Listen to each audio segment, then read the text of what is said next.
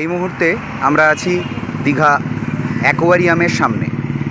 এটা হলো marine aquarium and regional centre. New দীঘার যে সমস্ত সাইট সিনের স্পটগুলি আছে তার মধ্যে এটি একটি অন্যতম স্পট। চলুন দেখি ভিতরে আমাদের জন্য কি অপেক্ষা করছে। সমুদ্রের আমাদের এই দীঘা সমুদ্রের মধ্যে ভেসে আসা একটি বিরাট বড় তিমি মাছের স্কেলিটন এটি।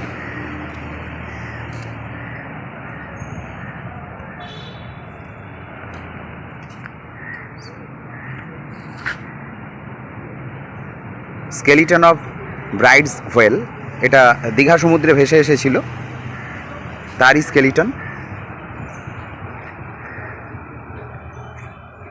তার মানে একটা তিমি মাছের আকৃতি কত বড় হয় আমরা এখান থেকেই একটা ধারণা পেতে পারি। খুব সুন্দর জায়গা, এবং যারা ছাত্রছাত্রী আছো তারা অবশ্যই এই স্পটটা ভিজিট করো। এখান থেকে তোমাদের অনেক কিছু শিক্ষা গ্রহণের আছে। এটা হচ্ছে এন্ট্রান্স। আমি এর ভিতরটা গিয়ে আর ভিডিওগ্রাফি করতে পারবো না। ভিডিওগ্রাফি বা স্টিল ফটোগ্রাফি নট অ্যালাউড।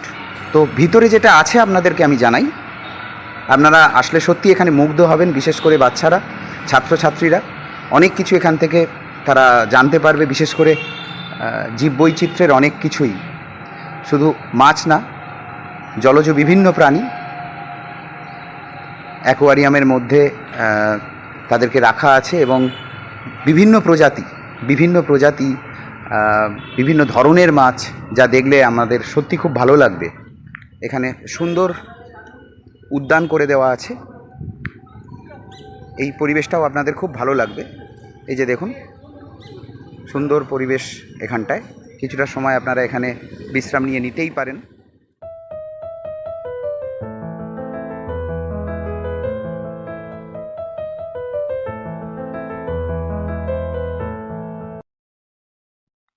আমরা চলে এলাম নিউ দীঘার একটি অন্যতম আকর্ষণীয় বিনোদনমূলক উদ্যান অমরাবতী পার্ক।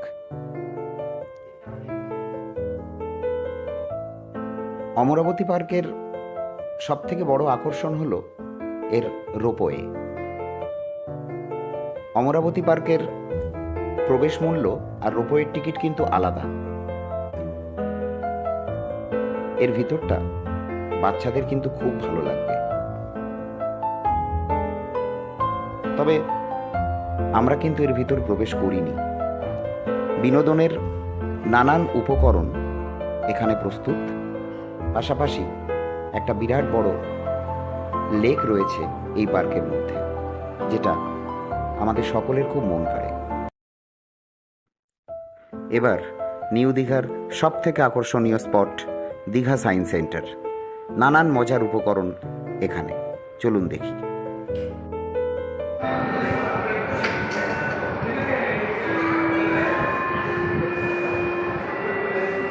এটা পুরোটাই চৌম্বকীয় শক্তি কাজে লাগানো হচ্ছে। একটা অদ্ভুত ব্যাপার।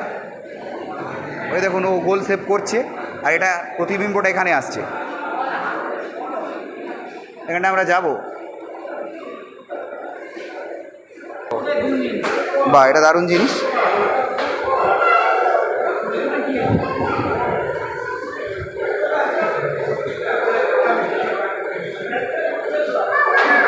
Zoom in zoom out. এখানে হাতে তালি দিয়ে কি করছে একটু দেখি।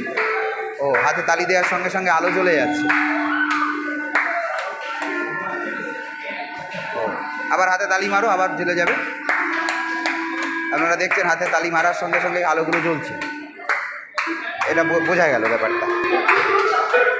আচ্ছা, এটা কি আছে? এটা জাস্ট বাজানো হচ্ছে। হ্যাঁ,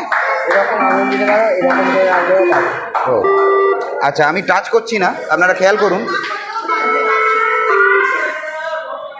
আমি কিন্তু টাচ করছি না, কিন্তু টাচ করছি না।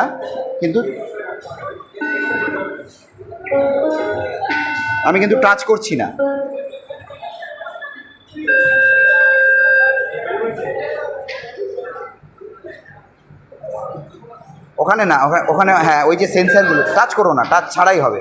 টাচ না করে ও তার উপরে আঙুল দাও। এই টাচ হচ্ছে না, টাচ হচ্ছে না, কিন্তু ও কিন্তু টাচ করছে না। অথচ জ্বলছে, সরি বাজছে। টাচ ছাড়াই, আপনারা খেয়াল করছেন ও কিন্তু টাচ করছে না। কি পার্থক্য?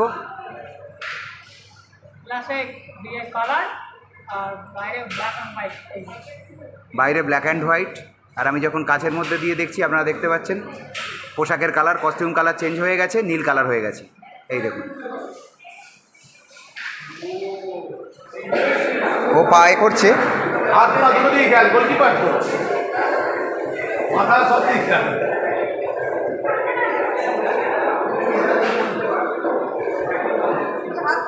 ও যেভাবে পা দিয়ে চালাচ্ছে সেভাবেই ও ওখানে সেভ করছে আর কি।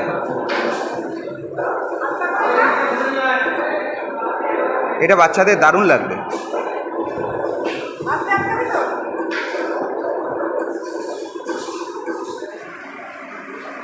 এখানে এক রকম চেহারা,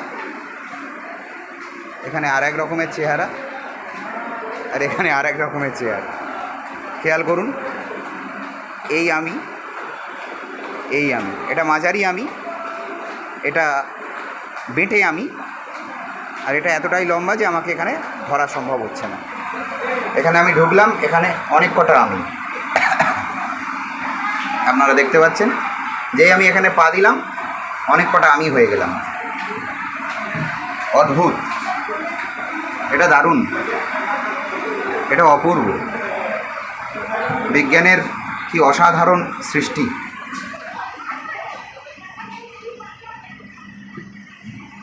এটা কিন্তু খুব ভুলভুলাইয়া, এখানে ঢুকলে আর বেরোনো মুশকিল। ও চারদিকে আয়না, এগুলো, এটা আয়না বোঝাই যাচ্ছে না, এটা কিন্তু আয়না। ধাক্কা খেতে হবে আগে, ধাক্কা খেতে হবে। এটা কিন্তু আয়না, চারদিকে এটা কিন্তু আয়না। আমি এখানে দূরে যাওয়ার কোনো রিস্ক নেব না, কারণ এ গেলে হারিয়ে যেতে হবে, আর বেরোতে পারবো না।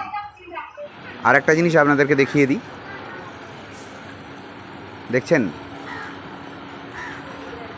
জল পড়ছে, কিন্তু জলটা আসছে কোথা থেকে ভাবতে থাকুন, ভাবা অভ্যেস করুন। আর এটি হলো ওই সায়েন্স সেন্টারের ঠিক পিছনের দিকটা। এখানেও বিজ্ঞানের ওপর নির্ভরশীল বিভিন্ন ধরনের যে আয়োজন সেগুলি আছে। এই দেখুন, একটি বাচ্চা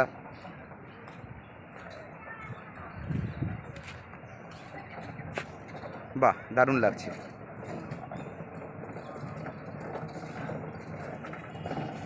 আর এটা হচ্ছে প্রাগৈতিহাসিক কর্নার, প্রি হিস্টোরিক কর্নার।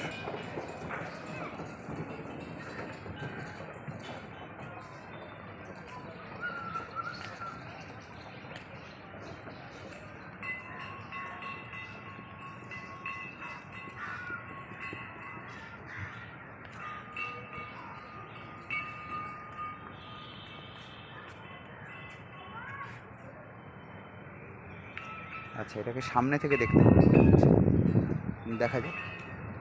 ও এই হোলটা দিয়ে দেখার ব্যাপার রয়েছে।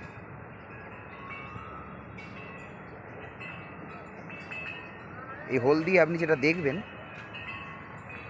গভীরতার উপলব্ধি। ক্রিকেট খেলোয়াড়ের শরীরের ভিন্ন ভিন্ন অংশগুলি দেখতে বলা হচ্ছে, যেখানে এবার ছিদ্রের মধ্যে দিয়ে চোখ রেখে দেখতে হবে। আমি সেটা একটু দেখব, কিন্তু আপনাদেরকে তো দেখাতে পারবো না মোবাইলের মাধ্যমে। আর আছে এখানে পার্ক মতো, উদ্যান মতো করা। এই মুহূর্তে আমরা নিউ দীঘার আরও একটা অন্যতম ফেমাস ট্যুরিস্ট ডেস্টিনেশনে, সেটা হচ্ছে ওয়ান্ডারল্যান্ড টয় ট্রেন পার্ক, কাজল দিঘি। বাচ্চাদের জন্য এটা কিন্তু খুব সুন্দর একটা জায়গা। এর ভিতরে আছে পার্ক আর টয় ট্রেন। ভিতরে কাজল দিঘি নামক যে লেকটি আছে, সেই কাজল দিঘি নামক লেকের মধ্যে বোটিং করবারও বন্দোবস্ত আছে। আমি আপনাদেরকে পুরো রেড চার্টটা দেখিয়ে দিচ্ছি। আমরা পার্কে প্রবেশ করলাম না, আমরা প্রয়োজন বোধ করলাম ঘণ্টা তিনেকের বিশ্রাম। কারণ আমাদের দেখার আছে চন্দনেশ্বর মন্দির, তালসারি, উদয়পুর এবং সেই সঙ্গে ঢেউসাগর। 3 hours later. এই মুহূর্তে আমরা দাঁড়িয়ে আছি জগন্নাথ মন্দির এবং রাধা গোবিন্দ মন্দিরের ঠিক সামনেটায়। এটাই হচ্ছে সেই মেন তোরণ। এটা কিন্তু উড়িষ্যার মধ্যে পড়ছে। এখান থেকে আমরা যাব চন্দনেশ্বর মন্দির। তো এটা তোরণ, ভিতরে মোবাইল ফোন অ্যালাউ নেই, ফলে ভিডিওগ্রাফি করা যাবে না। আর এই হচ্ছে মন্দিরের চূড়াটি, মূল মন্দিরের এই হচ্ছে চূড়া।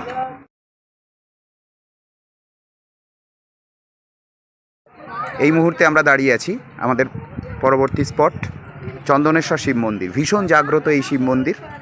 এটি কিন্তু কমপ্লিটলি উড়িষ্যার মধ্যে পড়ছে। চলুন ভিতরে যাওয়া যাক।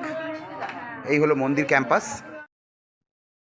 মন্দিরের এক সেবায়েতের কাছ থেকে জানতে পারলাম প্রত্যেক বছর চড়কের দিন এখানে প্রচুর ভক্ত সমাগম হয়, সেই সঙ্গে খুব বড় করে পূজা হয়।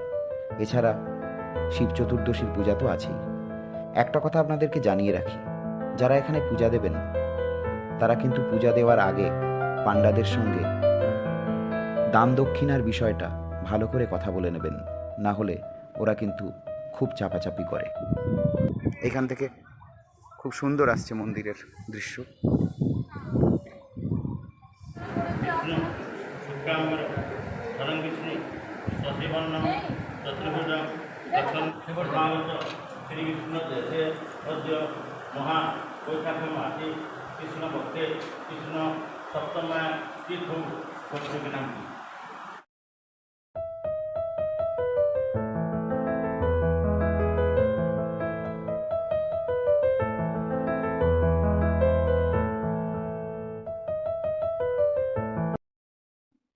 আমাদের এবারে ডেস্টিনেশন তালসারি সমুদ্র সৈকত।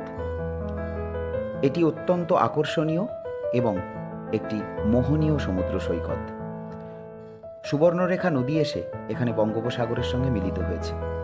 পড়ন্ত বিকালে এই অঞ্চলের সৌন্দর্য যেন এক অপার্থিব স্বপ্নলোক তৈরি করেছে। প্রশস্ত সমুদ্র সৈকতে বাইক চালানোর আমেজটুকুও এখানে নিয়ে নেওয়া যায়। লোভ সামলাতে না পেরে বেশ কয়েকটি ছবি তুলে নিলাম আমরা।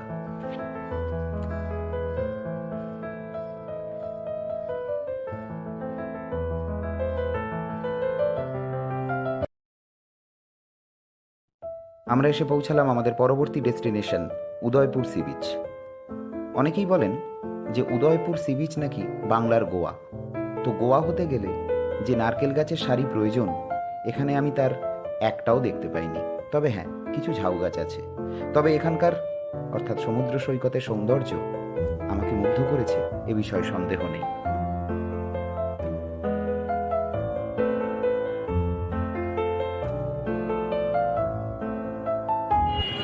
আমরা এই মুহূর্তে এসে পৌঁছালাম দীঘার নবতম আকর্ষণ ঢেউসাগর। আমার সঙ্গী সাথীরা এই দাঁড়িয়ে আছে এখানে। যেহেতু এটা আমাদের শেষ স্পট, সেই কারণে এই যে সারাক্ষণ আমরা দীঘা ঘুরলাম, আমি একটুখানি ফিডব্যাক নিয়ে নেব। সুদীপ, তোর কেমন লাগলো ওভারঅল ট্যুরটা? খুব ভালো, খুব ভালো, খুব ভালো লেগেছে। বেশ। পাপনের কেমন লাগলো? অসাধারণ, নতুন নতুন স্পটগুলো করেছে, ঘোরার পক্ষে খুবই উপযুক্ত। আর অনেকগুলো স্পট নতুন হয়েছে। আসুন, ঘুরুন, মজা লাগবে, আর আমাদেরকে দেখতে থাকুন। বেশ। আর কৌশিকের কেমন লাগলো? স্যার খুবই ভালো লেগেছে। যারা যারা আসতে পারেন এখানে, খুবই ভালো লাগবে। বেশ। আর শুভদীপের কীরকম লাগলো? খুবই ভালো, তবে বাইক নিয়ে আসতে হবে টোটাল ঘোরার জন্য, গাড়িতে এলে অসম্ভব। একটু জানিয়ে রাখি, এখানকার প্রবেশ মূল্য 10 টাকা। যারা বাইক আনবেন বাইক পার্কিংয়ের জন্য 10 টাকা, 4 চাকা গাড়ি পার্কিং করতে গেলে 20 টাকা। আমরা প্রবেশ করছি ঢেউসাগরে। ঢেউসাগরের ভিতরে এই লেকটির মধ্যে চলছে বোটিং, এবং এখানে একটা ভেসেলের মডেল দাঁড় করানো আছে। আর এইখানে ছোট ছোট প্যাডেল বোট অপেক্ষা করছে আপনাদের জন্য।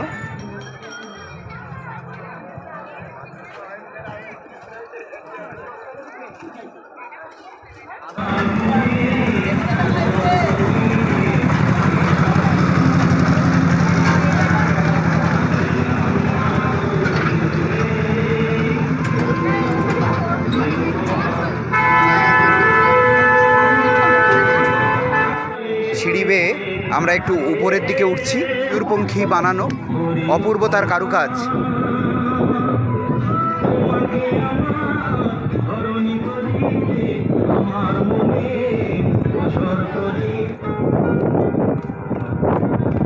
এখানে একটা উদ্যান, বহু মানুষ এখানে বসে সময় কাটাচ্ছেন।